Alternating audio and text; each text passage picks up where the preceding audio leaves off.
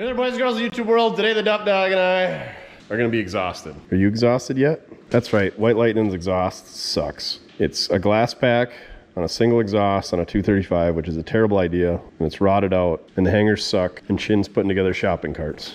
So I did the right thing and bought I think it's 440 bucks shipped for this kit off eBay. Cheapest thing ever. Usually when I go to Boom Tube, it's about $1,000, give or take. Whether it's single, dual, whatever, there's always some flexibility.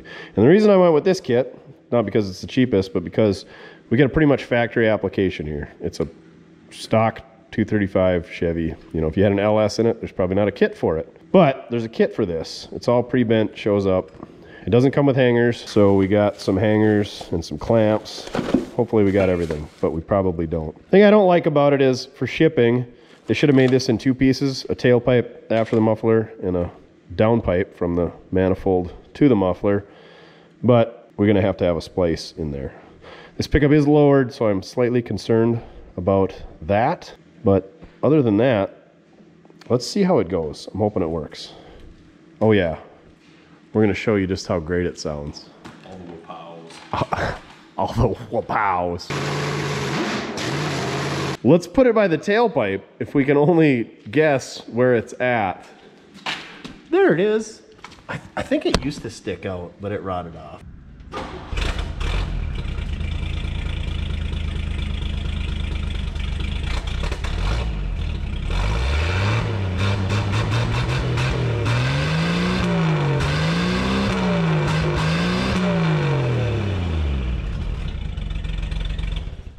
Was that the Wapow you requested, sir?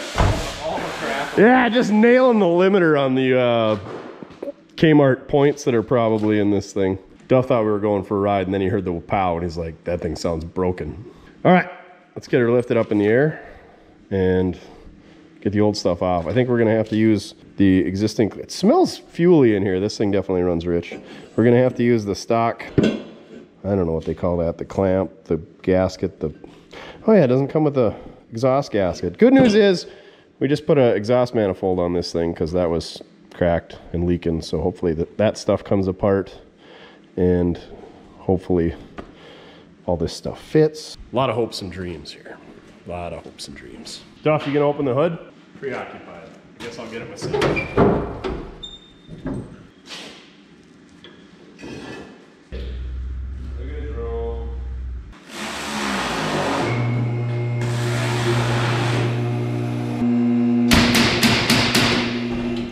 Let's take a look before we get into it. The reason I don't like exhaust is because it gets rusty and crappy. So, we want to make sure we got all the pieces before we get started. Is that a clamp? Is that a hanger? Oh, we're probably going to have to weld that on there if ours runs right there, which I wouldn't see why it wouldn't because the cross member is kind of dictated for that. That's the problem with these lowered cars. You got to get everything up tucked as high as you can. Like I said, there's our glass back, there's a hole in it. I don't know if this is where the muffler's supposed to sit or not. And then the pipe's rotten here, and it's really rotten there. There's our other clamp, the rubber's pretty sad shape. We just had that bolt out when we fixed the frame. So, I think we just gotta take that bolt out. That should be pretty easy. This bolt here, we'll spray some Kroil on it, just a 5/16 bolt. Pretty straightforward.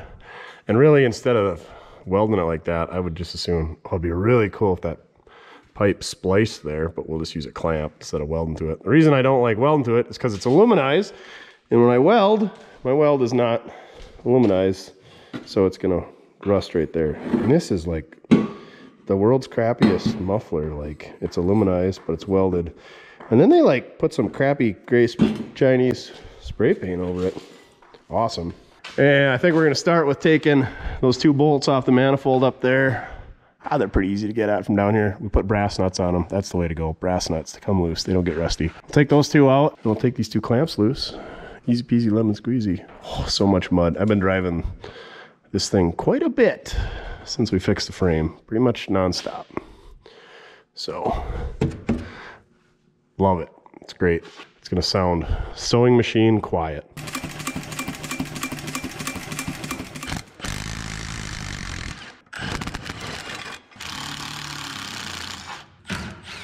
All right, she's loose up front, Duff. Hangers are loose. Yeah, chin still put in the other shopping cart. This is gonna be your best friend when doing anything exhaust removal related. The old reciprocating saw. So I don't think we're gonna be able to, I bet we can fish it by that rear end. I kind of want to cut it anyway, but I'll see if we can fish it out of there. Cause really the pipe's good till there. Ooh, and that muffler isn't welded on. We really could have just put a muffler, oh, it is kind of welded on, barely. Really, we could have put a muffler and a tailpipe on. So we might still do that yet. We'll see. I'll put this back. Put down the gun. Put down the gun. Oh, got a little tension up here.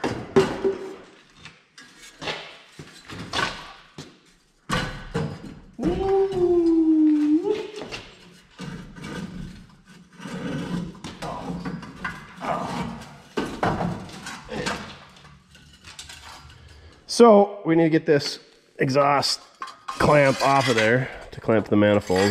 You can see there's our new donut that I think was leaking. We can't get that off without cutting that weld, which is fine, but we also gotta get it past this. So we're just gonna hold the phone, we're gonna put the new one together and lay it next to it, see if it looks anything like that. You can see they mark where all their bends go, but they also mark the connections. Like there's the muffler, there's connection 3. This should be connection 1. You get the point. I'm gonna put it all together to lay it out by that one, see how it looks. What are you so angry about, dog? You don't like this exhaust? It's gonna be so quiet though. Very quiet, unlike you. Once Chin's done stripping that screw out, I'm gonna show you that they give you lines for lining up, because obviously it's gonna angle it differently if you don't line those arrows up. All right, continue with your screw stripping. I would say that looks pretty good. Like I said, I think this is where it goes into that crossmover, so that's one of our critical dimensions. And then where it drops down and clears that torsion bar and control arm is the other critical dimension. It looks pretty good there. So I think it'll work. It's a little bit different back here, but that's gonna vary because of our muffler and how the tailpipe is and everything else. Are you reading instructions? Not sure how this rack thing goes together. The cart thing. You haven't handled many racks in your day, huh? Not this square, no. Normally they're like pear-shaped. Pear-shaped, not watermelon or apple, pineapple, pumpkin, cantaloupe. It is not hip to be square in the rack world. Anyway, back to your regular scheduled shenanigans. I'm gonna check quick. I think I might have one of these laying around, and we're gonna put it on here because I can't throw anything away, and I think we got a new gasket. That was a good time to do it, but I think we're just gonna lightly clamp it, Judd style. Well, doggy. And set this up there. Go from there. I think she's looking pretty good. I think we're gonna use the whole thing. We're not gonna just cobble it together and use that old stuff. It did kind of piss me off. The picture on eBay showed, I believe, like 4 pieces instead of 3, 5, 6, 9. I don't know. More than it showed less than this. And that the more connections, the more leaks, the more clamps, the more adjustability though. I guess we got more adjustability this way. We get up to your regularly scheduled shenanigans. It's not a Mortsky Minute, but this is an apology, kind of, to Deep Gap Trading Company. There's gonna be a lot of bashing coming up on these guys because of this kit, but they made it right. They sent me a full refund. I did not ask for a refund. I said, here's the issues with this kit. I'm disappointed. I didn't say who I was. I didn't say I was gonna bash them on YouTube. They immediately, no questions asked, sent me a full refund and then also asked for some pictures and documentation, which I was more than happy to fulfill. So although this kit leaves a lot to be desired, hopefully they take my feedback and adjust the product that they have. They're a great company and they made it right. And like I said, I didn't ask for a full refund. They provided a full refund, so it's pretty cool. There's good people out there. So my apologies, Deep Gap Trading Company. Now back to your regularly scheduled shenanigans of me bashing Deep Gap Trading Company. Just about got dive bombed by some freaking barn swallows. All right, Duff. Let's get back to work on putting exhaust on White Lightning that's already got exhaust on it. Can you spot my screw up? Chin goes, see why that bends up further? I'm like, it must just be for the muffler. And then it hit me. Then it hit me. This is for a long box. So not only do we need to shorten up that, we might need to shorten up the tailpipe. We either got to cut and weld, or we got to cut and go to boom tube and have him expand it. Or I bought an expander that I haven't tried yet. So I think that's what we're going to try. The old Deep Gap Trading Company. Look, that's how much I love this pickup that it's my screensaver. It's been like that since I took that picture like 9 years ago. It says, complete stock, pre-made, pre-bent single exhaust system for 61, 62 Chevy C10 half-ton pickups, 115-inch wheelbase. I'm an idiot. I missed that part. It don't fit Suburbans or four-wheel drives. Aluminized system is made to factory specs and includes a 2-piece head pipe for shipping purposes. I get that. 1, 2, 3. That is a lie. With a flare insert end, flange not included. I should have read that. Down to a factory correct 5-inch round muffler followed by a tailpipe. Mounting hardware not included. I should have read that too. To ensure quality, each system is assembled prior to shipment. No, wait, that was a lie. It says, unlike many manufacturers, our system is already made and ships within days. Yeah, well, within days was like 10 days. It took a couple weeks to get here. It came from, what is it, Deep Gap Racing or something? Deep Gap Trading Company out of the Midwest town of Charlotte, North Carolina. It's right over there by business. Yes, Right? just up the street from Mishawaka. Anyway, this is great. I think I'm going to cut this up now and get that clamp off there and put that up there and set her up there and see where we need to be. We're going to have to do some mocking up. Oh, I screwed up. And this is why you read the instructions, the description, and also why you just pay the money and take it to a professional. I think that's what I'm getting at. I don't like exhaust. I don't really like anything, in case you weren't aware of that. And it costs money to go to exhaust shops. And I'm pretty all right with spending that money. There's certain things that just ain't capable of doing. I wish I had an exhaust bender, but they take up space. They cost $5,000 to $8,000 for used ones. And then you got to have all the equipment. And then you got to learn how to run it and how to bend pipe in the ways you want. Like if I just wanted to make that bend there, I could do that. But then you got to make that bend that goes into that bend that goes into that bend. There's a lot there. And you screw up these pipes and you don't just straighten it back out. And a stick of pipe is probably not $3. So, all right. We're going to put this up there and we're going to make this fit one way or another. Whether it's throw it in a box and take it to boom tube and tell him to make it fix. Fix, fit.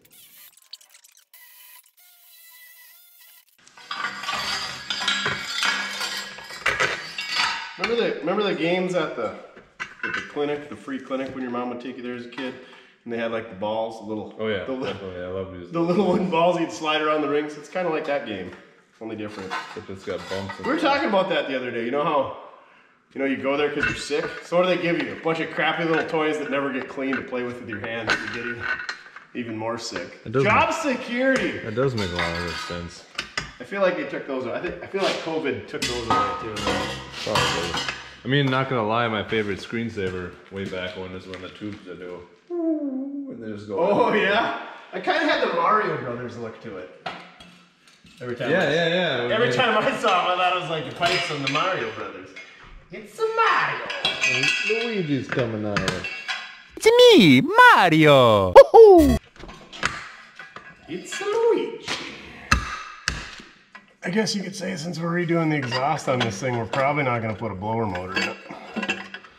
But why are we putting exhaust on something that we're going to chassis swap at some point? Because I'm an idiot. And if I fix it temporarily, it'll become permanent. Oh yeah, I put a new donut in there, in case you were concerned. New, old stock. They were a little loose, so we can dictatorship where it needs to go. That's probably not the word.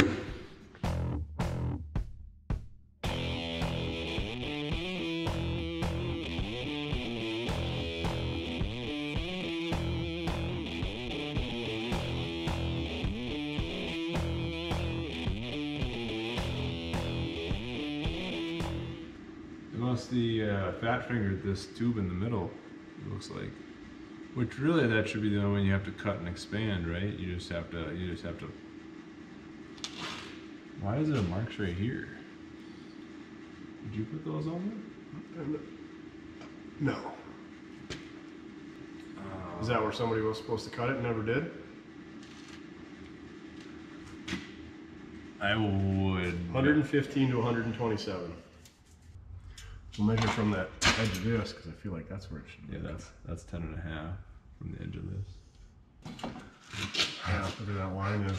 I was just gonna But it should be. That's where it should be. That should be here. So it should be cut like right here and flanged. Yeah. Had a little revelation here. Deep Cap Trading Company screwed up. I didn't screw up. This is a 115-inch wheelbase. Long box is 127, so do the math. 12 inches longer. We found this mystery mark right here, and conveniently, that's where this pipe needs to be. If we cut it there, that wouldn't be so bueno unless we welded it together, because you gotta flange it, similar to this flange that we got going on over here, so we could measure this as that flange, add to that, and then we'll cut it off that distance and flare it out. But yeah, Chin told me that he bought a kit for his square body probably like 2019, 18? Yeah, I think it was something like that. Yeah, so pre-pandemic. And granted, his is a square body with a small block, so a lot more supply and demand. And he paid like a little over $100 and then a little over $100 in mufflers. And yeah, long story short, he got dual exhaust for $250, $300. And I paid $440 plus clamps. So we're knocking on $475, and it doesn't fit. And we got it on a lift, and we got these stands. And if you had to do this in your driveway, if I had to do this in my driveway or your driveway or under a tree somewhere, I'd be throwing some stuff. I'd be real unhappy. But I think we'll make it work. But Deep Cap Trading Company on eBay, we're gonna give them a big fat thumbs down. You guys suck, and I will definitely be leaving some feedback. And I'm sure somebody just had a bad day and screwed up. But like I said, it's supposed to be quick shipping. It wasn't. It's supposed to be a 2-piece head pipe. It's a 3-piece. And I shouldn't be having to do this. And this is why you get a guy like BoomTube on speed dial. Because he's got all the bend cards for this. And that's, thinking back, that's what I should have done. I should have called him and said, hey, bend all this stuff up. We'll make a video and I'll put it on. Because if you got a good old school exhaust guy like him, he can bend all this stuff up and you can save. Because that's where most of the labor is at, is fitting it up there.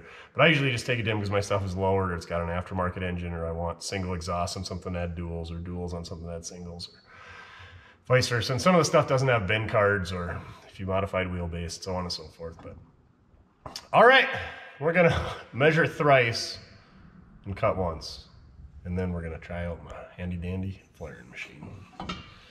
The good news is, this is making me appreciate BoomTube more. Somebody fudged up. At least they put the mark. So we got her marked. We took, I think that's 1 3/4 there, and that's 10.5, so 8 3/4 right there. That's where we'll cut it, and then our flare will go into there. So I got out the old Rick flaring machine here. This is my original Lyle. I don't know where I got this thing. Lyle at a Clarinda, Iowa. We interrupt your regular scheduled shenanigans to bring you this week's Mortski Minute, brought to you by Mortski.com. Go check those guys out for all the best swag out there. We got caps, we got sweatshirts, we got t-shirts, we got decals, we got magnetic can koozies, we got magnetic screwdrivers, we got super scrapers. We don't got it, you don't need it. This week's Mortski Minute is the Lyle Corporation, brought to you live from the 36 Ford pickup suite. So the Lyle Corporation was established in 1903. That is 121 years ago, if my math is correct. They're established and still operating to this day in Clarinda, Iowa. Population 5,300, give or take. To this day, they are still family owned. They are currently run by the 3rd, 4th, and 5th, 6th generations. When they started in 1903, there wasn't a whole lot of automobiles being built in the United States. That was the first year that Ford was actually in production. So the first thing they built was well drilling devices that were horse operated.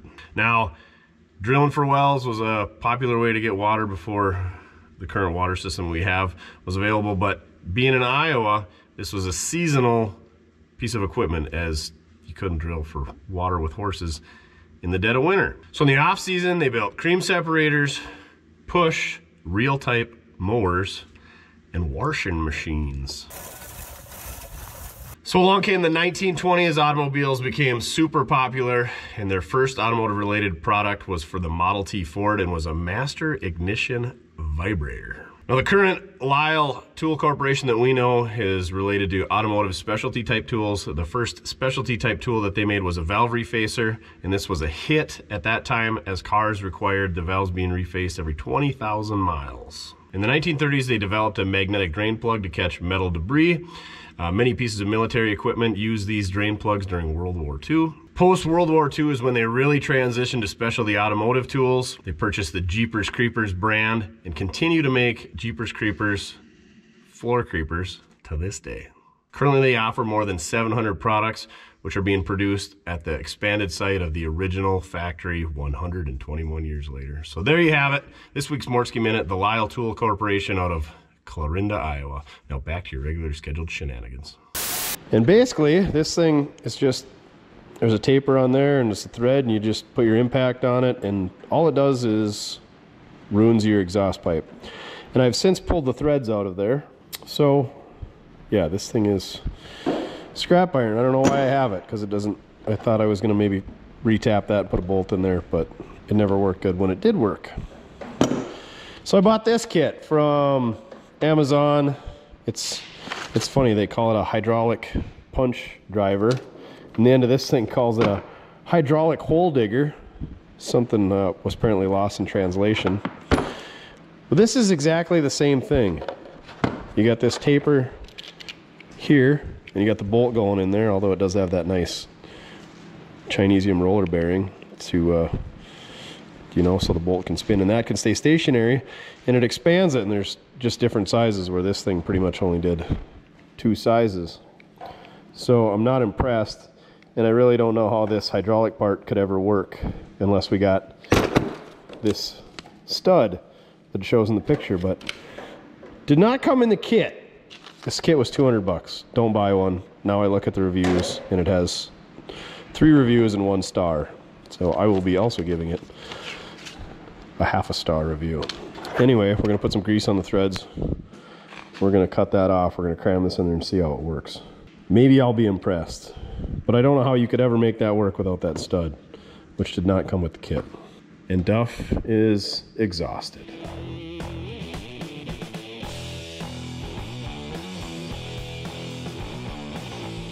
Oh my gosh. It's high performance. High performance grease. It's only the goodest that China has to offer. What? Oh, she's got a Chinese condom on her. We're gonna have to get rid of that. Oh, tastes salty. There we go. Put a little on that end. Grease her up a little bit down here. You can tell this hardware is the best hardware out there when it has nothing embossed or stamped or cast into the top. It's probably like grade 80. All right, it's like a chia pet. Watch it grow.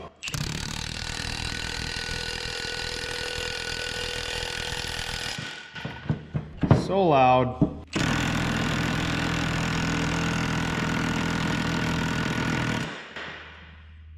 Oh, these things are junk. Makes a whole bunch of noise, not doing anything.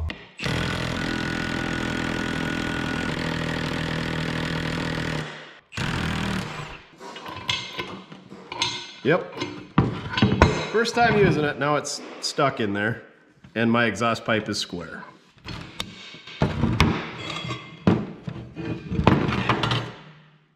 Exactly the way you want it. It'd be great for making header pipes, because we love headers.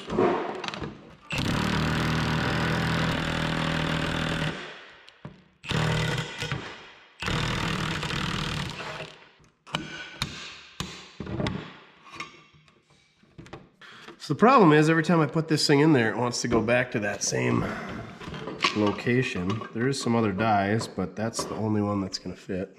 This probably works great on super thin wall pipe. This is Kanuckastani pipe.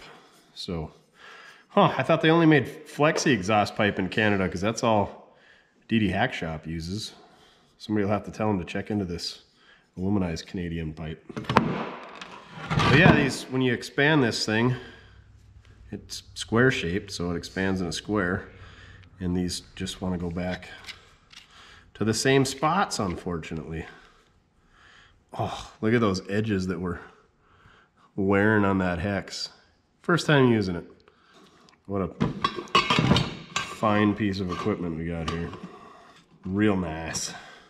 Gotta get her to the point where that slides in there. We got a long ways to go. Slowly but surely, we're starting to get a ridge there. Boom tube is about 20 minutes each way, so in 20 minutes of BS, and so that's an hour of my time plus driving, plus I usually give him 20 bucks to make a flare because he's got to quit doing what he's doing. So yeah, by the time we're done here, I would have been money ahead to go visit Boom Tube to flange this for me. In case you were wondering how excited I am about this whole process. Hopefully Boom Tube's watching this and laughing. Boom Tube, your job is secure.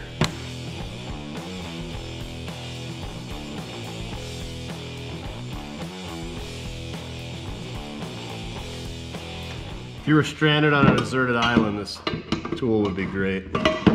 Otherwise, not so great.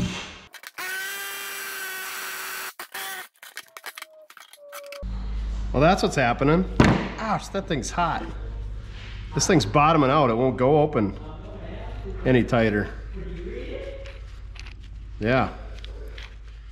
This thing is junk, junk, junk. It won't work for the size that we need it to do.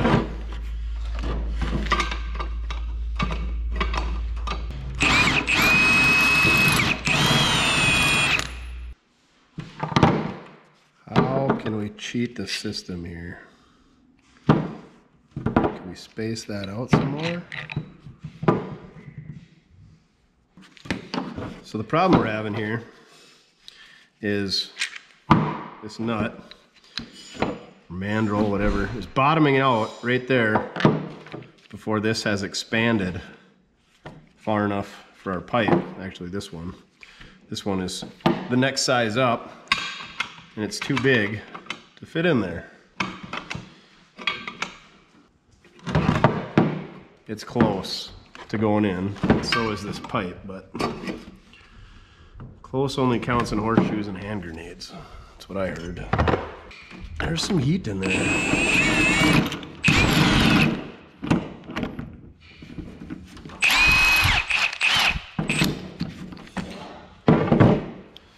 Much like so, it's bottomed out there. Duff, what are we gonna do with this exhaust? I don't know. I could take some material off that so it pulls it in further. I don't know. It's lunchtime. I'm gonna take a break, wash my hands, see if old Tiffany is much of an exhaust expert. She's been around a few tailpipes, I've heard. All right, I'll let you know what she comes up with. All right, this tool is not working. I'm sick of wasting my time. So we're gonna grab both chunks of pipe. We're gonna double check that it's what we need. And then we're gonna take the piece we cut off, because that's the piece, that's the inside diameter that we need. We're gonna take them both down to Boom Tube. He's gonna expand it. We're gonna give him 20 bucks. We're gonna waste about an hour of our time. And everything's gonna be great and grand. And then we're gonna be on to our next problem. Ready? Go for a ride. Got our 2 chunks of pipe. Verified it seems like it's gonna work. Oh, took our wheels to job erection, and they blasted them and painted them. I think I asked for black, but that sure looks like Bobcat charcoal to me. See how it looks. We gotta get them mounted up yet. We gotta find some new rear tires because those things is bald. And we need to get rid of some cardboard apparently. Ready? What are we taking? A little soggy out here. We got about 1 inch of rain, 1.5 inches yesterday. And Boom Tube lives on a few miles of gravel, and it's pretty nasty this time of year. So I don't want to get the bottom side of like the wagon all full of muck because we got to go take it down to the roundup. So we're going to take Rex here. That's a C60 Chevy truck exhaust and some Ford junk and a truck converter. So Rex conveniently has single exhaust straight pipe on a small block that Boom Tube did actually before I bought this thing. Still sounds good, don't it, Duff?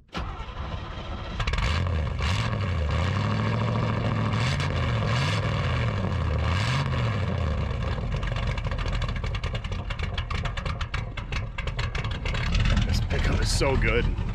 It's a piece of crap, but it drives great and gets from A to B, and it's just crappy enough so Duff can ride in it, we can haul stuff, and we don't care if we drive up and down mucky, nasty gravel roads. Funny thing is, I bought airbags to lower this thing right as soon as I bought this thing, almost 10 years ago. Oh, it's more than 10 years ago. Anyway, haven't lowered it yet. Maybe we should lower it. Maybe that's why I like it so much, because we haven't lowered it. No, I like it because of the 5-speed and the small block with the camshaft and the Boom Tube single exhaust. All right, we got to sneak past Mojo here. We took his parking spot. Employee of the month.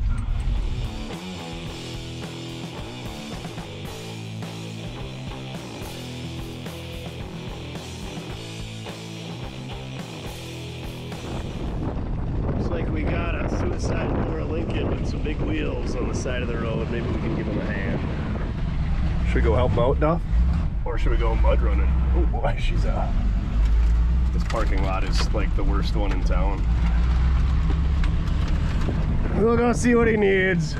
That's what the car community is about. You know, I'm a grumpy old man, but if somebody's on the side of the road, I'll help them out. If I'm on the side of the road, I expect them to help me out. Let's see what we can do. You gonna give a helping paw? What do you got going on and not going on? I got a boat tank. Oh man, you can smell that. Yeah, I just filled it up with gas too and tell them.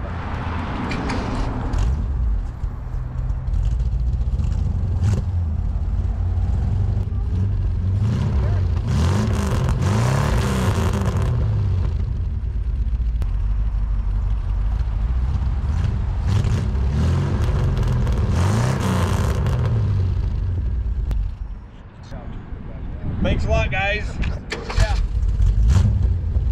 Thanks, guys. Yeah, no problem. All right, back on the road. 462, kind of an oddball, Lincoln only engine. Just filled it up with fuel and wasn't getting any fuel up there, so we put a little air in there and got fuel. And by then the battery was dead, but hopefully he's back on the road. All right, let's go do some exhaust things. Did our good deed for the day. Oh yeah. Nice and washboarded up. Whoa. She's a little sloppy on old Boom Tube alley here. What? Oh, Rex loves it though. Looks like we need some more gravel. And this is why we drove the Rex. Try to avoid as many puddles as we can, but some of them are inevitable. Only got a few miles of this, though. Yeah, can't avoid these ones. You gonna give Rex a bath when we get home? Yeah? Alright. Oh, this is a good one. Yuck. The joys of living in Podunk. Driving down swampy gravel roads. This thing run on 30-06 shells? Yeah. Or are they 270? 30-06, good guess. Yep. I don't shoot anything but. You just shoot blanks, I heard. Yeah. Oh no! Blew the O-ring or something. This is why we can't have nice things. This is why you get to charge the big bucks. Well, consumables. Yeah. Blew a rubber out. Hate when that happens when you're slipping it over the shaft. Yep. No, did I One of them hit the ground. I could hear it. You must have swept under there yet this year. Oh yeah, a few times. Must have been looking for something. It's right inside that rim. Bet you can't drop it in there again if you tried. Nope. You ever seen like just that expander part available? No. That would save me a whole lot of having to deal with you if I had one of them. Wouldn't you miss me though? No comment. 3.5 inch, because this just goes up to 3 inch. Okay. And you can go 3.5, 4, and 4.5, I think. Or, I wrote it down, whatever the numbers are. Okay, 2-inch ID, it says 5. Oh, you're gonna do a practice run? Yeah. Like a glove. Like a glove. So we gotta straighten this out, huh?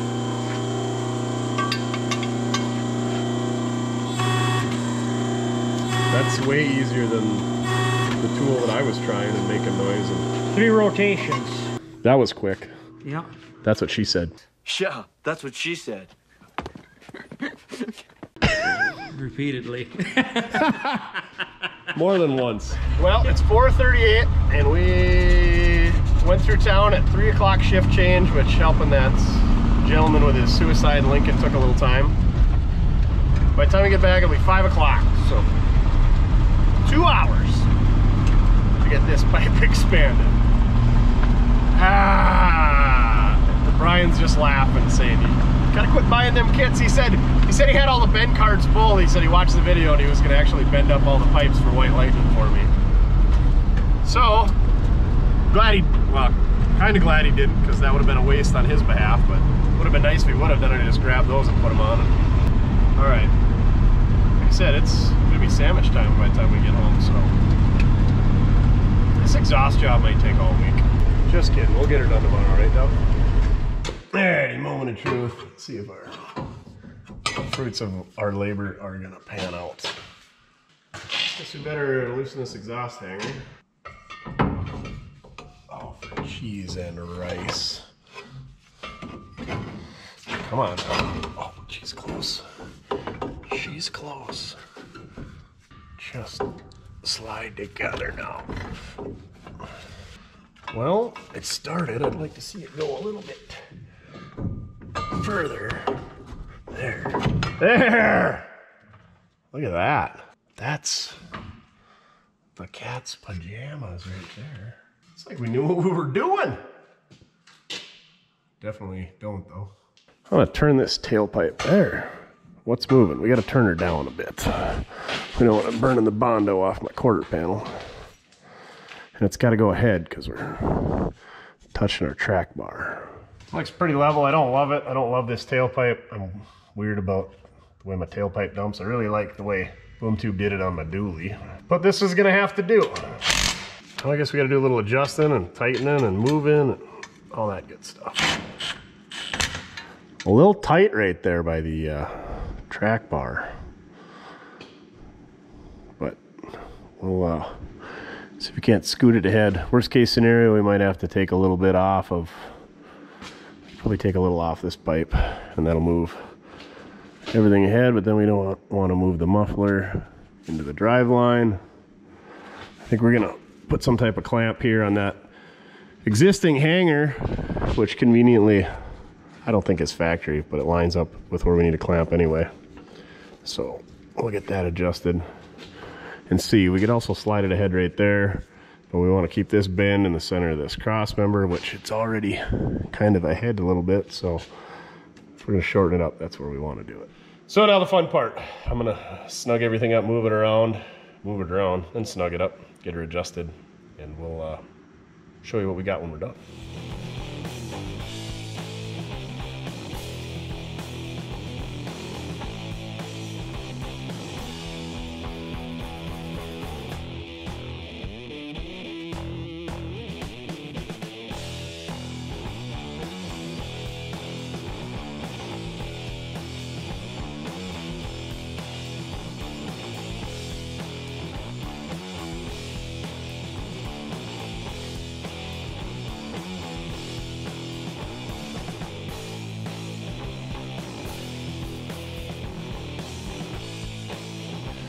Alrighty, 20 after 6, so just about an hour of diddling around. I did have to go look for some hardware because it turns out the tailpipe, the main pipe is 2-inch and the tailpipe is 1 3/4. So I had to go find some 1 3/4 clamps, and the hangers that I picked up aren't quite the ones that I wanted. So I'll show you what I put on there, and we'll just give you a front to back tour of the exhaust we just put on this thing. What I like, what I don't like, what you should do, what you shouldn't do.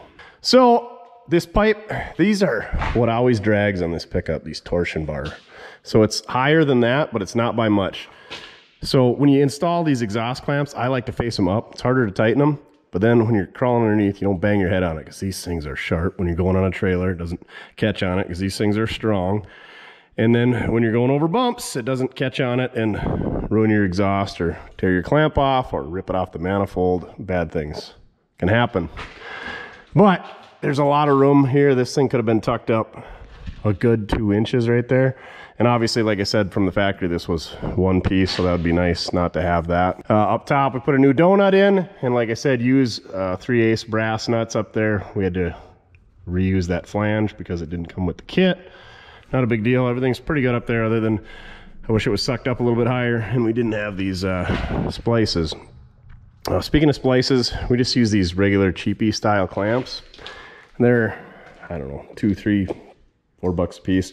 You can get these Loctites, and these things seal a lot better. They clamp the whole way around, so it clamps about like that. Where these things clamp like this, so they kind of pinch it there, and they almost always have a little bit of a leak with these style clamps. Like I said, this is kind of a budget build, temporary exhaust, so that's why we're doing what we're doing instead of putting a full one-piece pipe and the good clamps and a good muffler. So anyway, on to pipe number 2. This thing fits pretty good, tucks up nice and high there. That was the nice part about having this splice, is we got adjustment there and we got adjustment there, more adjustment than we would. We used to have that hanger coming off of this clamp, and it was kind of janky. I don't know if that's the word, but I use this style clamp and drill a hole in the cross member. That's a good heavy clamp. It's not gonna, or hanger, I should say. It's a good heavy one. It's doubled up rubber. It ain't going anywhere. He's going nowhere. Where you going? Nowhere. New bolt in there. Nice big body washer, so it shouldn't pull out. Yeah, because you don't want to be pulling out, even with the rubber. Anywho, we got a little bit of clearance around the exhaust pipe. Like I said, I don't know how this muffler is going to sound, but it just looks like a cheap, terrible muffler with this aluminized paint. It is what it is. The pipe typically goes over the muffler. Typically you want everything to slip over. So the second piece slips over the first piece. This piece slips over that piece, just so it takes the path of least resistance. You don't want this piece to slip over that piece, if you know what I mean. But anyway, usually mufflers, the muffler slips over on both ends. Well, this end, it slips in back here, but like I said, the front is 1 3/4. So they expanded it and it slips over the muffler. And anyway, that's 1 3/4. So I found some 1 3/4 clamps. The one part I don't like is how tight it is to this panhard bar or track bar. But anyway, it's not full droop right now. So as we go up, it'll gain us some more clearance. I think we'll be fine. Clearance. 2-4. We have clearance, Clarence. Roger, Roger. What's our vector, Victor? Got our clamp back here.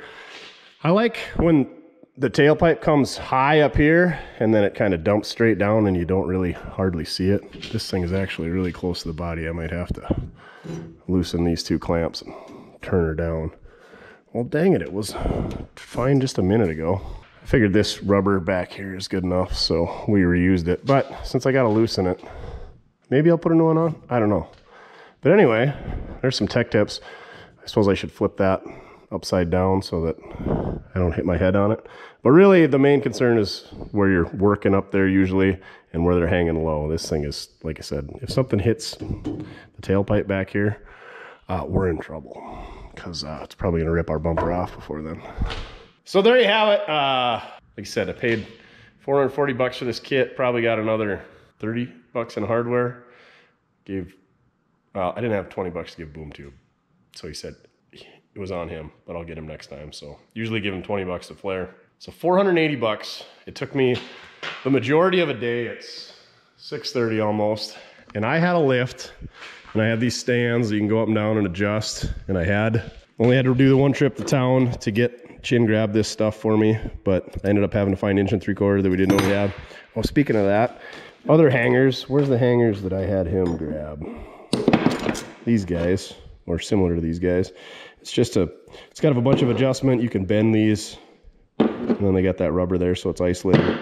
Then they make these kind that swivel. So if you got a runner at 90 degrees, and then they make these 90-degree brackets. So you can get really creative with exhaust. These clamps, like I said, are significantly better, but significantly more expensive as well. So long story short, it depends on, it's kind of like the vehicle you buy. It depends on what you want in the end. If you want a good exhaust job, take it somewhere. They're gonna do a way better job than you. They're professionals. They got all this stuff on the shelf, all the tools. Spend your time on areas that you can do, like brakes and tune-ups, whatever, stuff like that. But exhaust is something, it depends on what you're doing. If they make a kit for your vehicle, but if you're making one from scratch and mandrel bends, and that's what old Chevaholic did on this thing. And I can't imagine the amount of time that he has into cutting and welding bends and stuff like that. It looks really nice, but there again, it's all welded, so it's gonna wanna rust around those joints. And then you ground them all down. It's super nice, but yeah, I'll show you around the steering box on this thing. I don't know if you can see, but it drops down off the manifold and swoops around the steering box and comes around, and it looks great, but I can't imagine how much time he's got into that thing. And you gotta have a lift. You don't have to have a lift. Chin did his on the ground, but then you gotta have jack stands to adjust everything. And then when you buy a kit, you pretty much get what you get. So if you want a different style tailpipe, you gotta go to an exhaust shop and have them bend up a tailpipe. And I know you can go to the store and buy every little bend that you want and put it all together. Well, then you got a million clamps or a ton of welding, and then it's gonna get rusty. And when you buy it, piecemeal it all together at like O'Reilly's or Napa or Checkers or whatever you got, those pieces add up real quick. So, and then if you're looking at a car and it needs exhaust, plan on throwing $1,000 at it. Or if you found a car that you like, but it doesn't have the exhaust you like, if it wants different mufflers, or you want duals and it's got singles, or if it's got a single and you want duals, you're gonna have to throw $1,000 at it. So anyway, let's see how this thing sounds. You ready to hear how it sounds? We could go for an RIDE, but I hate to dump her off the lift tonight before we put them good new Steelies on there, eh? All right, let's go fire it up. Hopefully it's mouse fart quiet.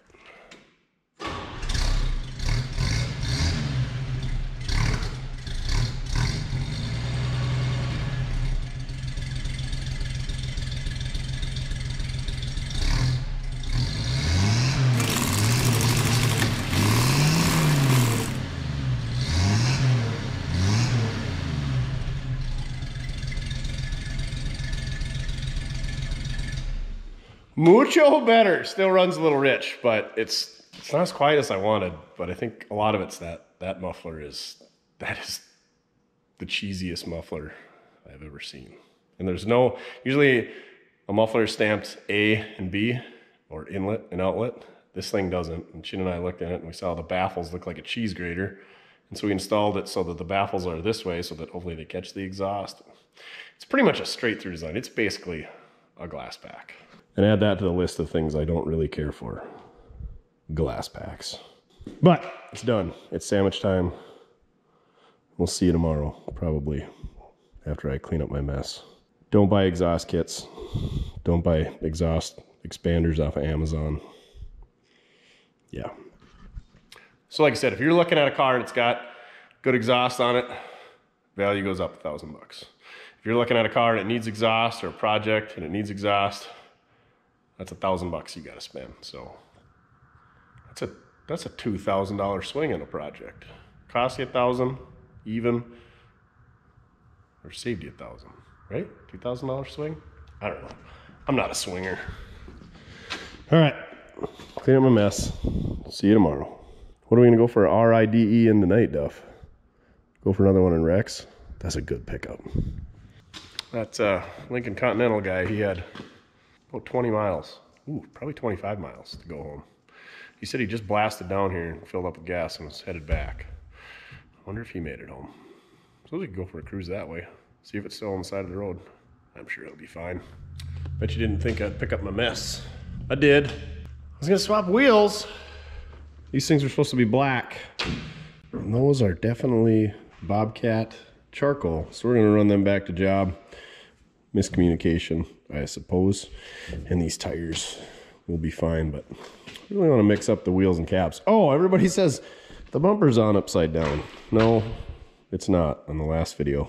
I bet there was 160 comments, bumper being upside down. Because you know I read them all. Bumper's not upside down. Kind of looks like that, but that's the way they were from the factory. The more you know. All right, I'm gonna round up my dog and run these to town. Ooh, we gotta take the mail and ship out the merchandise for all the folks that bought stuff from Mortsky this morning. So yeah, I was hoping to see some wheels and tires on here. Not today. Maybe next time. Oh, and these wheels. So here's like a stock wheel off of one of these pickups. They got these fancy little divots, ribs in between the lugs. I had a heck of a time finding 4 wheels, and I never found 4 that match. Of course, you guys know this thing's got chrome spokes, which I'm not a fan of. So these don't have the ribs, but see how there's a little step between this piece and this piece on this wheel? And you look at this wheel and it's flush right there. So I got 2 that are flush, these 2, and 2 that are stepped, which nobody will probably ever notice. If anybody does, I'll be like, yeah, I staggered them. So hopefully we'll have to do a little measure and figure out which one's deeper and shallower. Because I don't know, it almost seems like these ones are stamped deeper here than these ones. So they're probably the exact same offset. They just look slightly different. But we'll make sure, wow, if I put the 2 offset ones on one side and the 2 not offset ones on the other side, nobody will ever know. You can't see them both the same side. Think smarter, not harder. All right, I'm gonna run those back down and get them black. Charcoal, probably nobody would notice, but I would. So we'll send them back. All right, got our wheels dropped off. Yeah, a little miscommunication there. They're gonna paint them black, but won't have them back for another week, unfortunately, by the time they prep them and repaint them. So no wheels and tires this week, Duff. Also, that muffler sounds just like a glass pack, and I'm not going to change it because, like I said, it's kind of just temporary, but it certainly looks just like a glass pack on the inside. So no surprise, I did reach out to Deep Gash Promotions or whatever on eBay, and we'll see if they respond about their poor quality of muffler and too long of exhaust and 2-piece turned into 3-piece and everything else. It's a great week. Our exhaust sucks, our wheels are the wrong color, but hey, it's gorgeous out, Duff. Great day to go for a ride in White Lightning. Every day is a great day to drive an old car. All right, I'm gonna get the mail and then probably head back and wrap a video. I don't know what else we're gonna do. We don't have a stereo to put in here. We're not gonna chassis swap it today. What else we gotta fix on this thing? I think this thing's about as good as it's been in a long time. Other than the back tires are a little bit bald, but now the wheels are supposed to fix that. I'm not gonna put new tires on these wheels, just swap them out in a week. Just spinning our tires around here. That's the thing, this thing.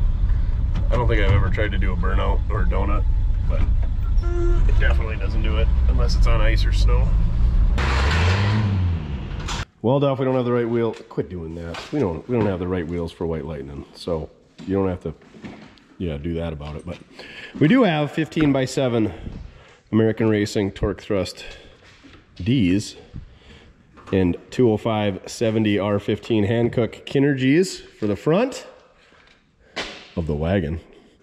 And on the rear, we got 15x8 torque thrusts again, and Milestar Street Steels. I really like both the Hankooks and these Street Steels. Tires, whatever's cheap, get them. There's only like a handful of these 275 by 60 manufacturers. And let's be honest, the tires are gonna rot off most of my cars before I either spin them off or wear them out. So we did a little test fit. That's a 15 by 8 with a 275/60. So these should fit right on there. And these should fit right on the front as well, because we got 205/70/15s on there now. I was kind of up in the air on whether I'd run Steelies or Americans. So I got both. We're gonna go with the Americans right off the bat, because you know, they're my favorite. And it seems like I'm putting Steelies and caps on everything. So maybe this one won't have it right away, but at some point it would. Kind of wanted to change it up because this thing's had Americans on it, or 5 spokes for quite a while. What do you think, Duff? Get her lifted up in the air? We just got them mounted and balanced. Had to use the whole bead sealer blaster, annoying air mess maker machine to get these 205s to seat on these 7s. Maybe we should have ran 6s. I don't know. It looks pretty good. There's not too much sidewall bulge, but since we can't put wheels on Lightning, let's put them on the wagon. All right, let's get this thing up in the air and get them swapped on there.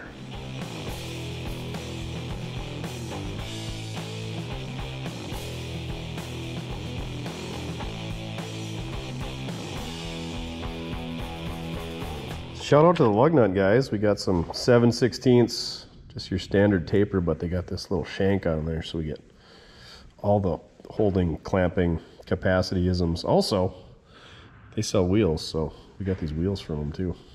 Check them out. Lug nut guys, use the code Mortsky and get some free stuff and a discount or something.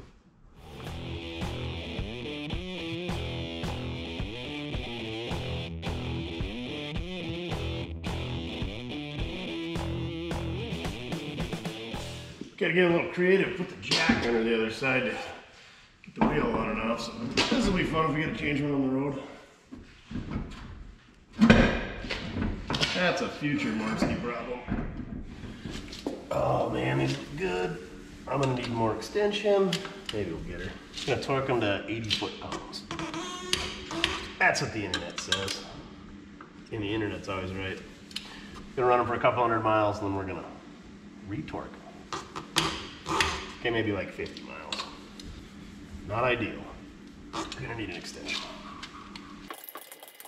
All right, next on the task, this rear valance. A bunch of people mentioned in the video, like, hey, what are you messing around with the exhaust tips, banging them out for, and then you're gonna leave that crappy valance. Well, here's the deal on this, in case you don't remember.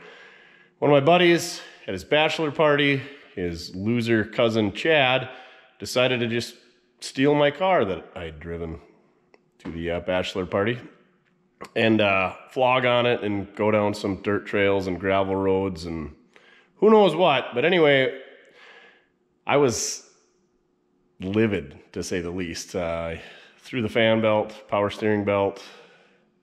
Yeah, it could have been a murder scene. So anyway, long story short, this was in 2016, so almost 8 years ago. The groom purchased me a valance, because you can't get one for a station wagon, new, and it's, yeah, here it is. It's been in the packaging, all dusty, and it's not that great a shape, and I shouldn't have to be doing this because it was in fine shape before, and here we are. So it's this aluminized aluminum on the outside, and then there's a steel backer, and whatever they hit so freaking hard that it tore that steel backer and bent it out. So I probably could tie straighten in this, but whatever, it is what it is. So it looks like we got to take out a bolt or two on each side, and then a bunch of bolts along the top and whatever. It looks like, yeah, it looks like not fun.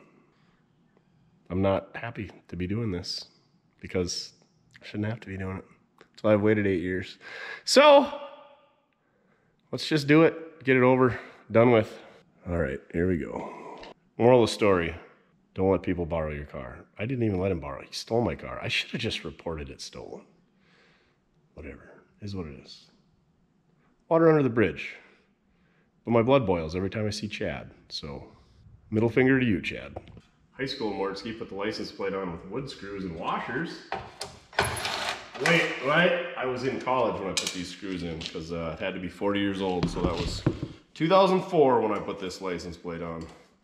They hit it so hard that they tweaked my 64 license plate.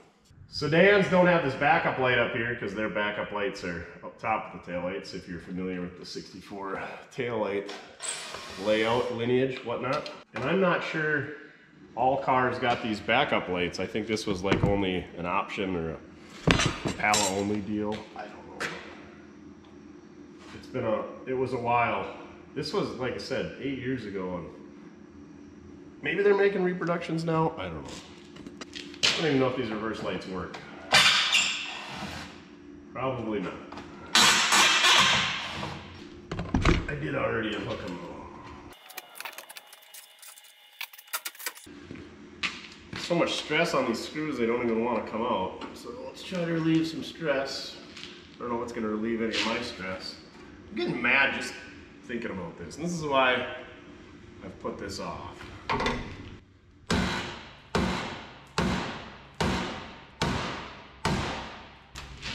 Don't be a Chad. Yeah, of course this valance that I got came off a Minnesota car, so it's all corroded away in there, which nobody will see once the lights are on there. It's the principle.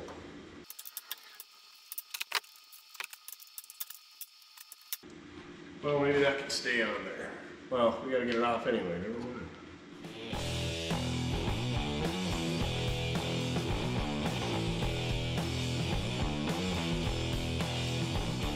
I think you gotta take the bumper off. I don't know how else. You're gonna get that hardware up there. People suck.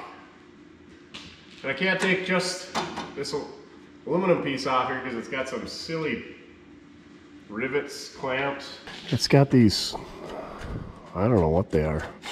Some type of crimp-on clip deal, which the one we're taking off or putting on is missing those, so we're gonna have to just put some standard hardware in there. Yeah, I can't, I can get at the hardware on these, but I can't get at those. So,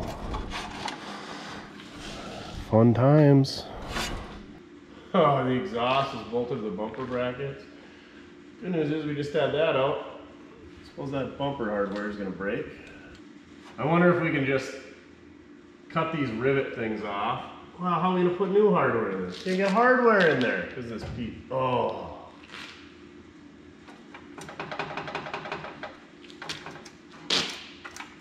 Yeah, I can't put nuts up in there. Splendid. Good. Great. Grand. Wonderful. Good, great, grand, wonderful. Well, let's put some lube up there, see if that helps. We're getting the big dog out for these because I got a feeling they're gonna be rusty. Oh my word.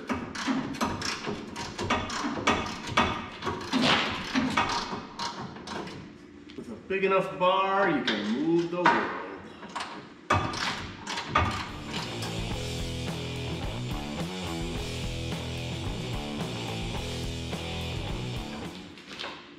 So I don't know if other manufacturers were notorious for this, but GM used this octagonal.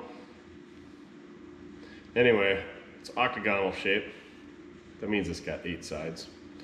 And they offset the hole in the middle, offset it from the middle, and that's how you adjust your bumper height. So yeah, we gotta try to. We're back in the same way, so I took a picture before we started. And these bolts are 9/16. 9/16 bolts are like 7/16 bolts, and they got a different size hex on the nut versus the bolt. And we brought this up about 7/16 hardware, and people were like, yeah, you know, there was a lot of funny ones like, it's because they designed it on a Friday, it's because of engineers, so on and so forth. But the two main ones I saw, one of them said that it's because nobody had 2 5/8 or 2 11/16 wrenches, but 5/16 you would have 2 1/2-inch wrenches, 3/8 you'd have 2 9/16 wrenches. So if you had 2 9/16 and 2 1/2-inch, why would you have 2 5/8, 2 11/16. Maybe they were just odd size wrenches back then. And the other one that said had something to do with clamp load, and a 11/16 nut is required to hold the clamp load that a 7/16 piece of hardware holds. But I still don't understand that, because why would the head of the bolt? I feel like that's where it's going to shear off, is at the head of the bolt, not the nut pulling through. But anyway, not really a good answer out there, and a lot of people were looking, I feel like.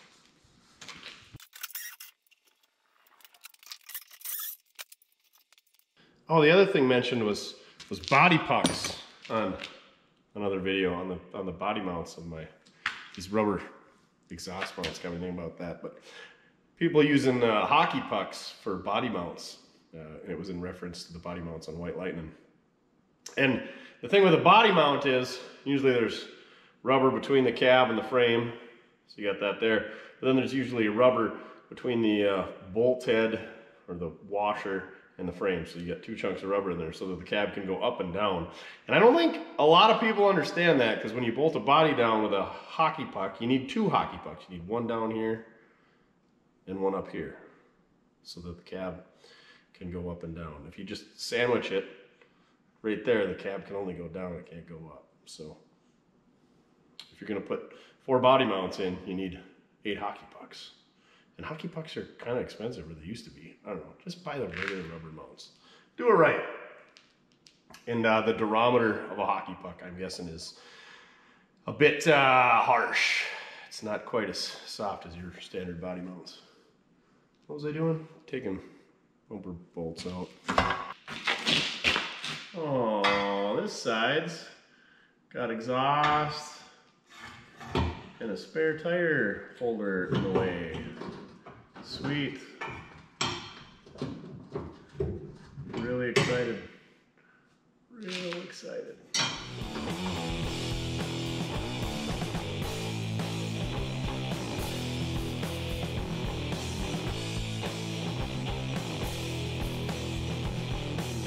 Thought for sure running the dust for 60 years, those things would be seized beyond recognition.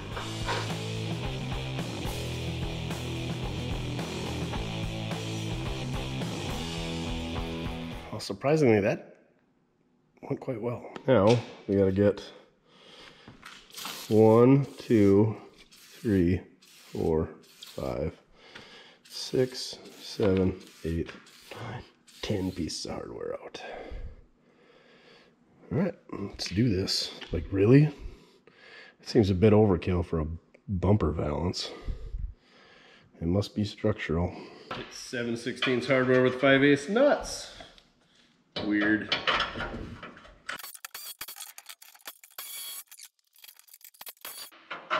Woohoo! We got one.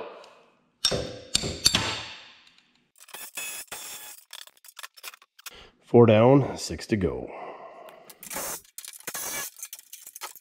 Oh, sweet, the bent up valance is in the way. Comment down below your story about somebody borrowing your vehicle and effing it all up in an attempt to make me feel better. Oh, 3/8 Milwaukee. He's a champ. He's already snapped a bunch of these 7/16 bolts off. With an extension even. Looks like we're gonna be on the hunt for some hardware. Our boy Puddin called. Let's see what he's got to pick our brain about. Hello, sir. You rang? I'm a freaking idiot. Well, finally you admitted it. Yeah. Well, I was priming it just with something down in there. I didn't have an actual priming tool. So did you go get one of those tools and then got it, or what? No, I had an old, or I say old, it's a China HEI that I'd already brought basically everything off of over the last couple of years, scavenging. Oh, so gutted that. I cut all the bullshit off the top and took the gear off and welded a little piece of 5/16 to it. Spun her for about 2 seconds and here come oil. So, yeah, the internet's going to have fun with that one. Oh, don't you worry. We won't let you live that down. Yeah, All right. I'm going to I straight... was just going to let you know. Yeah. Not being an idiot. All right. Later. He called me earlier. He's trying to prime his engine for his Model A. sedan, and he couldn't get oil to one side of the rockers. And he said, I spun it for about 3-4 minutes. I said, maybe you just got to spin her longer. Well, he failed to tell me that he didn't have a distributor in there to block off the oil ports or whatever. You know what I'm saying. You need a priming tool.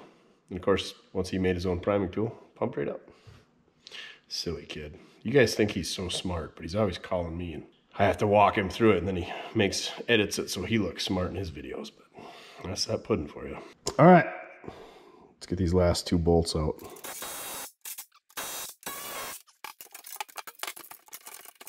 Can't get a socket on it, so box end it is. All right, got all those 7/16 bolts out of there. Well, 1 bolt is in there. A little 3/8 Milwaukee's a champ. Now, these little clips actually go through the bumper, so I gotta take, oh, that one's just on that backing plate. Gotta take 3 of them out anyway. And then I think this thing will come apart, hopefully. I don't know how to get those out of there. Air chisel, grinder.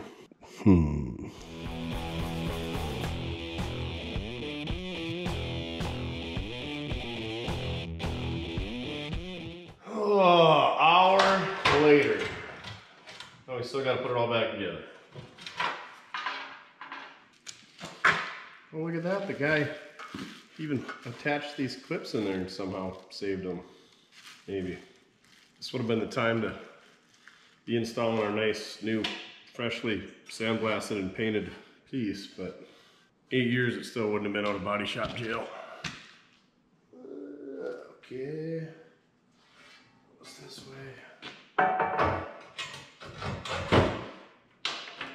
I'm gonna go round up some nice shiny new 7/16 by 1-inch hardware. Gotta love some fresh new hardwares. Who's this one by? KEF 3RD. Kef the Third.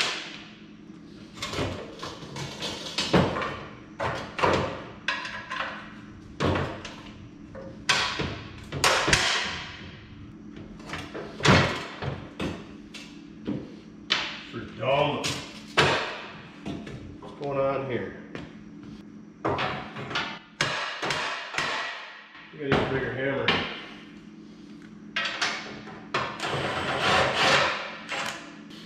If only my assistant had thumbs.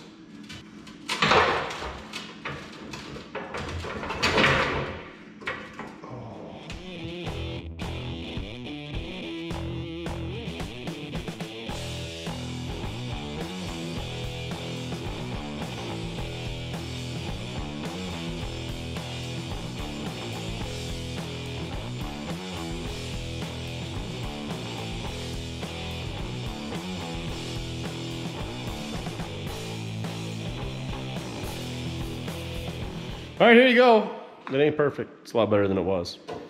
Instead of putting those clips back in, I used some button head bolts here, 3/8.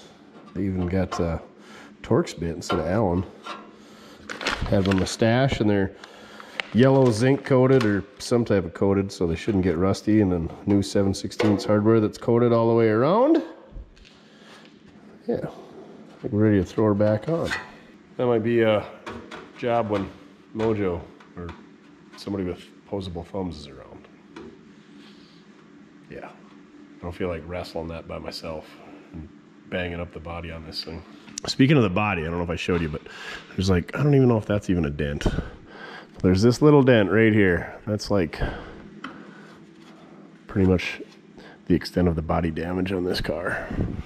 Oh, good stuff. I wonder if we can see the wiring for the tailgate, because that's not working. Is that what these guys are? No, can't be. They wouldn't have all just broke off fresh like that. Must have had a trailer wiring or something on it at one point. Who knows? All right. Oh, I guess there was probably a rubber seal that went between the bumper and the body at one time, but that is long gone. I remember years and years ago when we got this thing, we had issues at the back window, so we had to take all the stuff apart from the inside. That's a whole other story, but I remember putting new bushings in these hinges. Having to heat them up. Anywho, these should be good for many years to go. And then this, they all rot out right there. All right, we'll see you tomorrow, probably. It's about sandwich 30, and that's when old Tiffany shows up. She had a pretty good idea. She said, you know how that spare tire blew out sitting in the car? And I'm guessing the wire harness right here kind of runs pretty close to that. And you can see that undercoating knocked off. So when that tire blew, must have knocked that off. And I'm pretty sure that's what peeled this back. Maybe, anyway. But I wonder if when that tire blew, if that didn't screw up our wiring for window on our tailgate, because that's not working anymore. So we'll have to crawl through the back seat. Well, Tiffy and I will get in the back seat, wrestle this spare tire over there and see if we can find a wire harness, because the taillight harness goes through right there. And I would imagine GM only ran one harness from front to back, but who knows? That's the other thing, like putting 61, I think his is a hand crank to go up and down. And this was an option. Kind of wish mine was the hand crank right now when it doesn't work. Because, yeah, it'd sure be handy to get that back window down to get at the cooler and situation and stuff. And I'd like to put a compressor and a tank in this giant storage compartment where the 9-passenger seat would be. Third row seat, I guess. All right. Old Tiffany and I are going to consume some adult beverages together. Don't scuff up my bumper with your pocket protector, Vanna. Always use protection with your pens. Don't want that ink everywhere, you know.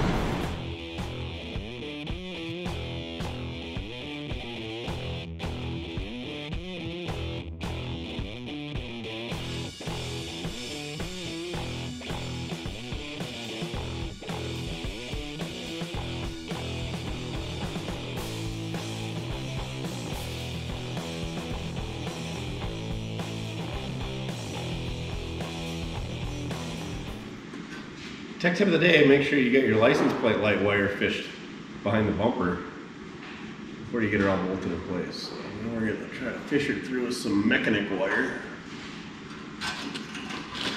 Should be fun.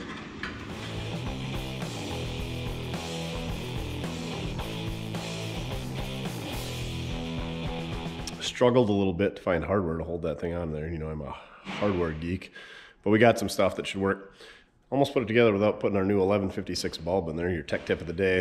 1156, single element, single pole. 1157 is a dual pole, so that'll be like your tail light. So you got tails and brake. Brake turn, tail. You know, you get what I'm saying? High beam and a low beam. And the other tech tip is if you go to the parts store, usually up front hanging on the whatever, the wall, they got these things, a 2-pack, and it's like 13 bucks. Well, if you say, hey, I want a 10-pack or the big pack, in the back they usually got like a 10-pack of these things, and it's like 9 bucks. So, and then instead of having one spare light bulb laying around, you got 9 of them, and it was still cheaper. So, remember that. Get the 10-pack. It's cheaper. They're always sticking it to you. It's time for you to stick it to the man. All right, I'm gonna stick a light bulb in, even though they probably won't work. Especially if I don't hook them up. Carrying on.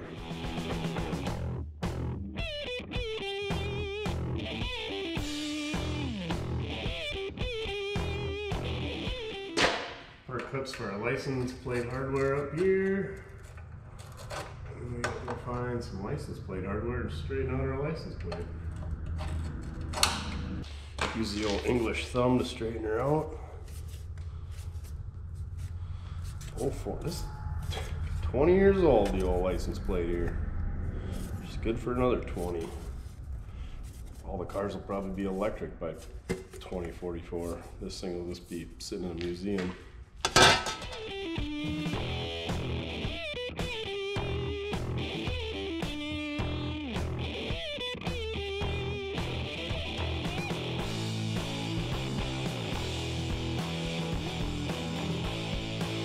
How she looked off. We had to entertain the Bob. He's just out bobbing around. Had to check up on us. Let us know what's going on in the township. Anyway, even Chin said, looks way more gooder. I would agree. It was long overdue. When this thing got bent, it actually bent the bucket for the backup lights, so it also cracked this lens. So if you got one of those, hit us up, mortskirepair@gmail.com, or if you got a better valance, hit us up too. Dang it, I shouldn't have put all them bolts in, then we could have swapped it out without taking it off. It's really not that bad to take on and off with 2 people now. Put some different clips on there, so we got some nice big heavy 5/16 hardware, and you know I love them button head screws. Yeah, she's done. Good enough for the girls we go with, eh, Duff? You can get that decal and more at mortski.com. One more thing I'd like to address. 2 more, actually. The shock we found was shot last time we worked on this thing, so good old Napa Todd searched us out some Monroes by Dimension. What the heck's the part number on them? In case you cared, 5811. And then also, this thing hasn't had a sway bar hooked up since probably like 2002, maybe earlier. So we got some Moog sway bar end links, K700 538. Look at this, they come with white bushings. What the heck?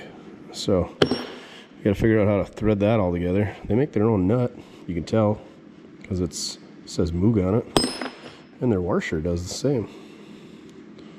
So we're gonna get that stuff on there. One thing I am concerned about is, since this thing is lowered, that the sway bar isn't gonna sit, it'll sit level, but you know what I'm saying, it's gonna sit up too high. So we might have to shorten that bolt or find a shorter bolt, but we shall see. We'll throw it together and see. We did get it aligned, drives pretty good. The brakes are a little bit soft, but it stops you real good. I just don't like the feel, so maybe we'll check into that too, but maybe not.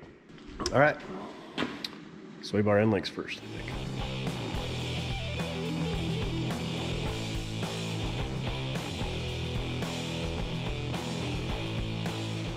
Look at that beautiful color contrast with the rust and the black and the bare steel and the white.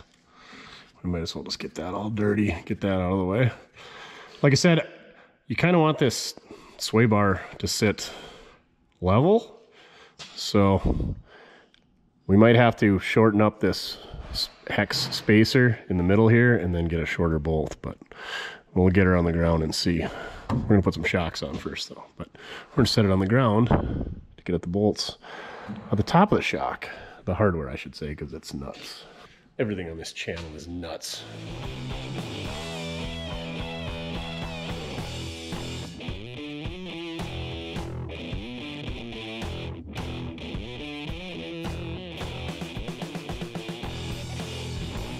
So our new shock length looks good. Has this metal bushing in there that it'll go over. No, it won't. Anyway, we got to get that out of there. So commence bushing removal. Oh, they're even black. Napa Todd knows the color I like my shocks, and it even works. What a deal.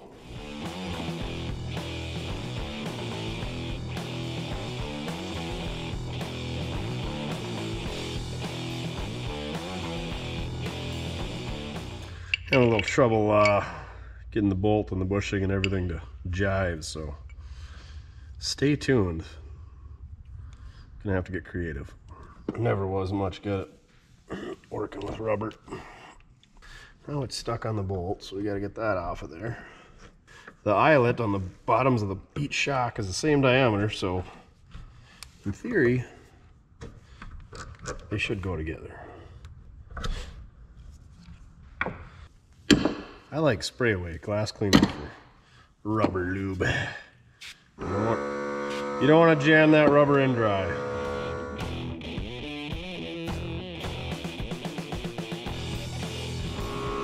I think that'll do. Let's go find out.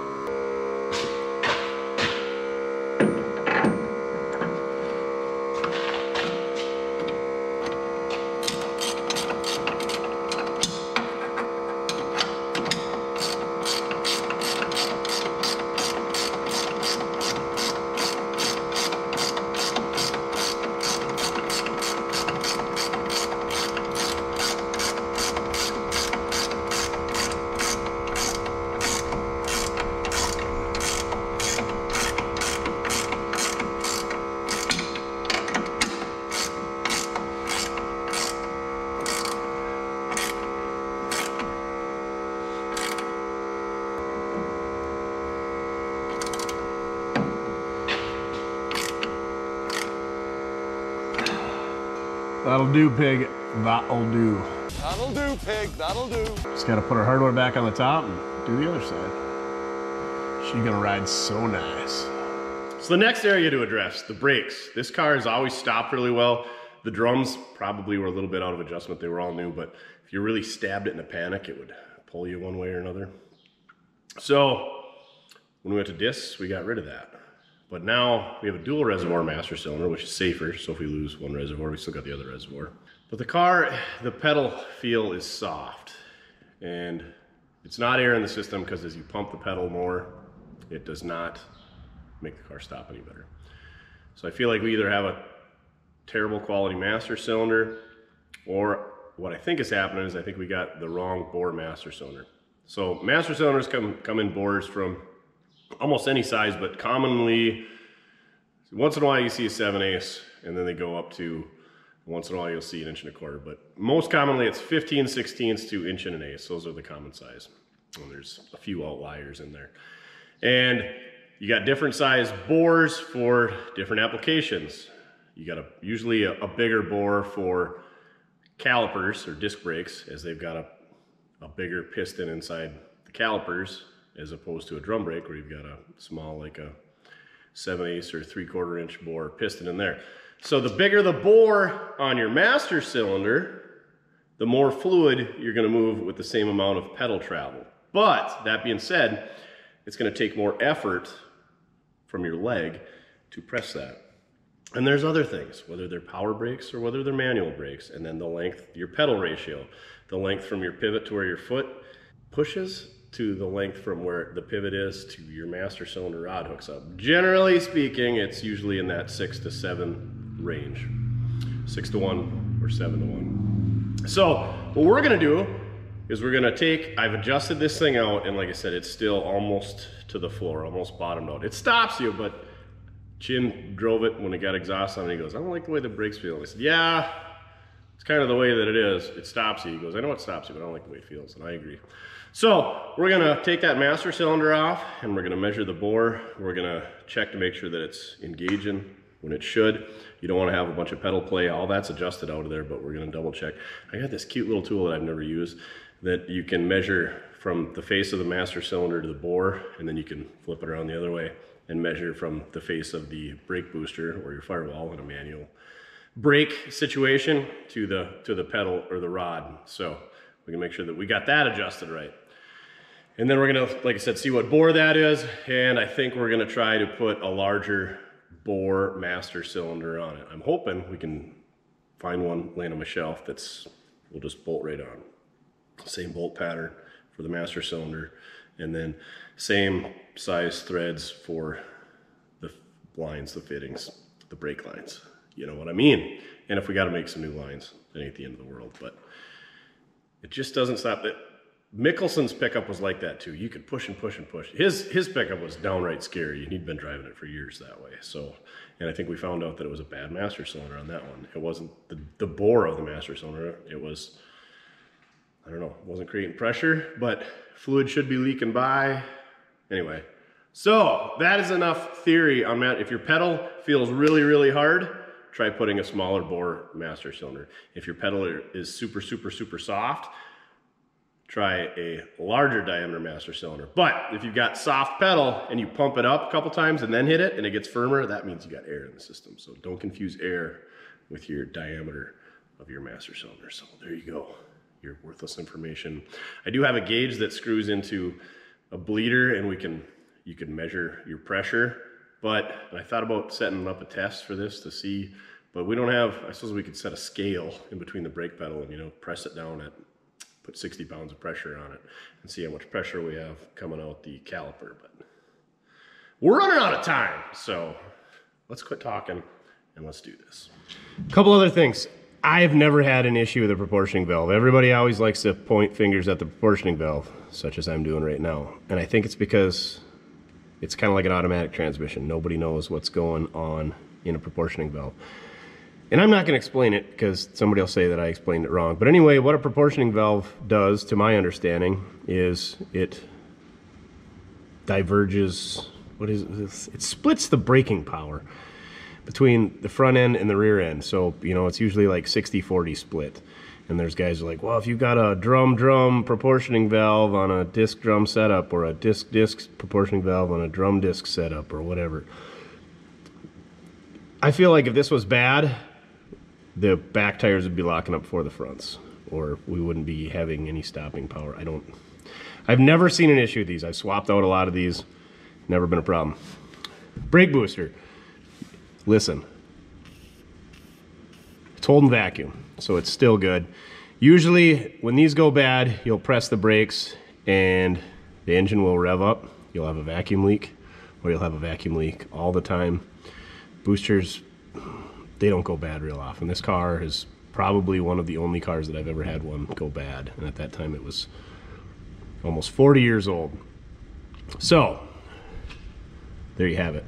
It's more troubleshooting. Oh, and if your brakes are dragging, this rod, or the rod inside, is adjusted out too far, so you're putting residual pressure on the master cylinder. So if you crack the line and release the pressure either up here or at your wheel cylinders or calipers, and the car will roll, that means this is probably adjusted out too far and is pushing on your master cylinder. So a lot of brakes are confusing to people, especially when you start putting disc brakes on things, or you're building a street rod from scratch, stuff like that, or you just replace the entire system and you got issues. People are confused on what there can be. And don't get me wrong, I've been there, we've all been there, but there's a couple things to digest. But yeah, I've never had issues with a proportioning valve. Now we're gonna take our handy dandy caliper and we're gonna measure the bore of our master cylinder here. I'm guessing it's gonna be like 1 1/16, 1 inch. Make sure you're measuring the bore, not the clip that holds the piston in there. And there we have it. Oh, what is that? 945. So probably 15/16. So 9375 is 15/16. So this is a 15/16. So I'm gonna go see if I've got a 1 inch or 1 1/16 upstairs. So the other thing that you can do is, in a car like this, so you can determine, you know, you did disc brakes, you can determine what the calipers are. Usually these cars, I think it's like GM B bodies, like big Impalas, or an A body, or a G body. Anyway, so say you got calipers off a 78 Caprice. Go look and see what a 78 Caprice has for a master cylinder. Make sure that you determine if you've got manual or power brakes, and that car that you're checking the master cylinder is manual or power brakes. A 69 Camaro with power brakes is going to have a different size master cylinder than a 69 Camaro with manual brakes. So you could size it based on that. On disc brakes, I would always go by what the car is that they came off from, because disc brakes take more fluid than drum brakes. I bet if we look at that reservoir that we took off of this thing, it's probably like 7/8. I don't know. Anyway, it's kind of confusing how it all works, but if you take everything off of one car and put on another car, your brakes are going to stop like that car did. But the other thing to factor in is wheel size, what the wheels are made out of. A steel wheel has got more rotational mass, and the size of the car. If these brakes are off of a 78 Malibu, this car, I guarantee, weighs more than a 78 Malibu. So there's a lot going into this stuff, and that's why it's confusing, because I'm still confused. I'm gonna go look for a master cylinder. All right, dug through my stash, and here's what I got. First off, start with what's on this car. I call this a Corvette style master cylinder. These are usually cast with the option to drill them for fittings on either side. So that's gonna dictate what you can put on here without bending new lines, obviously. So I gotta have the lines coming out the driver's side. And the reason I call these a Corvette is just because they're all rounded like this.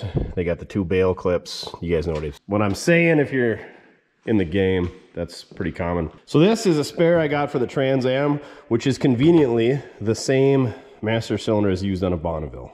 So, which would be a full-size Pontiac of that time. I don't really like these rectangular style caps. A lot of people say these are for disc drum cars because they got the big reservoir in the front, small in the back. Generally speaking, that is correct. Like I said, I don't like the square look. This is for a 72 Buick. I can't remember working on a 72 Buick, but anyway, we probably did. I don't like these bolt-on caps just because if you're in a pinch and you got to check it, you got to have a tool. The problem with these two is that boss comes right to the very far back of the master cylinder. So our brake booster has to sit, rod has to sit in further. So neither of these will work. When you buy those Corvette master cylinders like that, they'll be reamed out and they make a slug to put in there. If you're going to use it in an application like this, in my application, that slug is removed. This is a 67 Pontiac drum master cylinder, manual brakes. 1 inch, 1 inch. This is 1 1/8 inch. I wanted to try like 1 1/16 inch. Of course, I don't have one. But you can see this one doesn't have that slug in there. Not recessed all the way to the back. It's recessed in further. And this has the nice round cap. This is the style that I like. These are visually appealing. Got the single bail clip. It's round, stylish compared to that rectangular. So I'm gonna go and see if this will bolt up, and then I'm gonna see if our brake lines are the same size, and if they are, I'm gonna go bench bleed this thing and throw it on there, and hopefully it works. I don't usually bench bleed master cylinders, but in this situation, I'm hoping we can bench bleed this, crack the line, swap it on there, and we don't even have to bleed anything. Sometimes you get lucky. When we went to Bowling Green, Kentucky, and took my dad's Buick down there, that's how that worked. We swapped that master cylinder out and never had to bleed the brakes. It was great, because I hate bleeding brakes. Nobody likes it. Not even DD Schmoo Shop. I'll let you know how this fits. Oh, and if you want to measure a master cylinder, you take your caliper and you go just like so. Make sure you're not measuring that snap ring in there. There you have it. Your worthless information on master cylinders. Now back to your regularly scheduled shenanigans. I need to find something 1 1/16 inch to get on the shelf, so we got one for next time. So I got this guy off Amazon. This is a master cylinder slash brake booster depth gauge. So you get your thumb screw here. You can adjust this in and out. It's got magnets on the end, so it'll hold it. So you put this against your brake booster, and then you put that against that rod, just like so. Loosen that thumb screw, push that rod up against your brake booster rod. Did the same thing with that Pontiac master cylinder. Checked it out. Everything's perfect. Should be good to go. This is a handy tool just to make sure, because like I said, there's an adjustment right here. There's a little hex on the end of this rod. You can adjust in and out, and then you get your adjustment on your pedal on the inside. It's a good thing to have. It's a pretty cheap tool. You can get them on Amazon. I'll try to remember to leave a link in the video description, but I always forget. Kind of like I forgot where this tool's at. I've never used it. Took me a while to find it, but I found it. Of course, it was in the drawer with all my line wrenches for doing brake work, right where it should be, and flaring tools and all that. Now I'm gonna go bench bleed that master cylinder. If you haven't seen anybody bench bleed a master cylinder, there's a million videos out there. Go check it out. You don't want to see me do it. Just get the bubbles out. That's all you gotta do.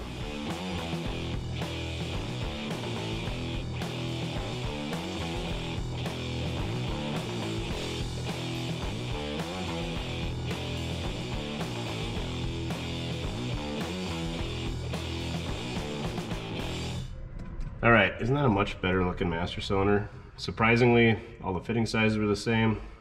Everything bolted right up. Let's go inside and hit the pedal, see how she feels. Hopefully there's no error. So really the only change here is we went from a 15/16 diameter master to a 1 inch, so just 1/16, a tiny little bit.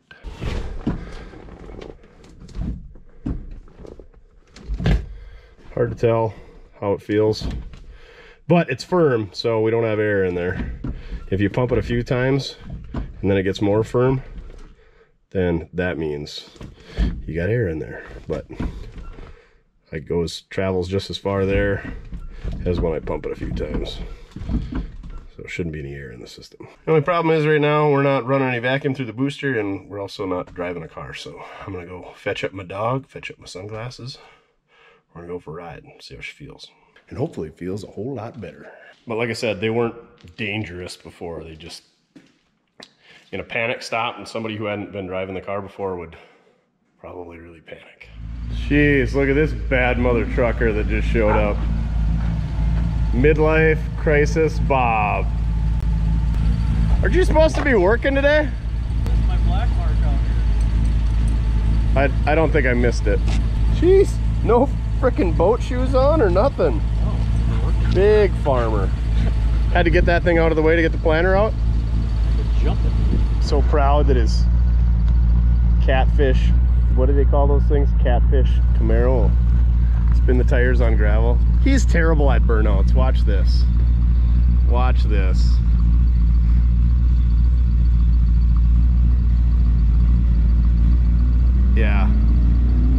need some better tires, Bob. I got a little smoke out of her though. This thing definitely won't do burnouts. The old, I think it's like 308 gears and the Power Glide and the long drive shaft and weighing 7,000 pounds. Don't do burnouts, believe me, I tried. I should say I tried as a high school kid. Oh, so much better. I wonder if it's just the quality of master cylinders these days, or it's these aftermarket kit companies that are just dumping random master cylinders on you and they don't do the math. And because I called up old Puddin last night, he said, because I know he put the same kit on his wagon, and he said, yeah, that thing stops great. Oh man, this thing is so much better. Like I said, it stopped good, but now it's got more pedal feel. Before it almost felt like there was air in there. It stopped you, but it felt like there was air in there. So I think we got her. Nick, the steering is a little stiff and she's full of fluid, so I think the old Ram Assist steering is going to be next on the list. Put a 605 conversion in it and some big old sway bars because those tires are awful tight. So, but Chin and I took her to lunch and I ran her like the other night around the block and she's good now. Got a rattle back there I gotta fix. Gotta figure out that rear window. Hopefully we can just take the spare tire out, that'll fix it. But oh man, a 1/16 of an inch, I don't think that should make that much difference. I think that master cylinder is bad, so I'll put it in a box because I won't throw it away, and I'll label that it's questionable. I should just throw it away. It seems like new master cylinders are like 40 to 60 bucks, which in the grand scheme of things, when you don't want to pile into the back of another car, is pretty cheap made up. But yeah, Chin and I were driving this thing and it seems good. It seems like there's a little vibration on the front end, but you really gotta be listening.